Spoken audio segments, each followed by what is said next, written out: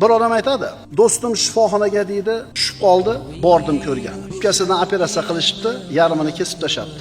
Sigaretni uzoq yillar chekkan, o'pkani yarmi ketgan. Borib ziyoratiga kelsam, aytayapti, "Banisadan eson-omon chiqib olay, mana shu sigaret bilan bir qattiq hisobim bor." Lekin u kasal uni shifoxonadan sog'lom bo'lib tirik chiqishiga sabab bo'lmadi, o'lib qoldi. Ilmli odam edi, oliy ma'lumotli odam edi, lekin uzoq yillar davomida tamakini chekdi. Nima uchun tashlab olmadi? Irodasini quvvati yetmadi. Qachon o'sha irodani topdi o'zida? Qachon tashlayman bu sigaretni dedi?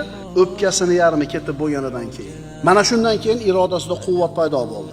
Fursat o'tib ketishidan avval topiladigan kuchli iroda bilan vaqt o'tib ketgandan keyin topiladigan kuchli irodaning o'rtasida katta farq bor. Qarilar biladi, yoshlikda mana qilish kerak ekan, chunki o'tib bo'ldi-da. Endi irodangiz kuchli, lekin kalla emas. Pulingiz ham bor, vaqtingiz ham bor, xohishingiz ham bor, lekin endi zehn emas, sog'lik emas.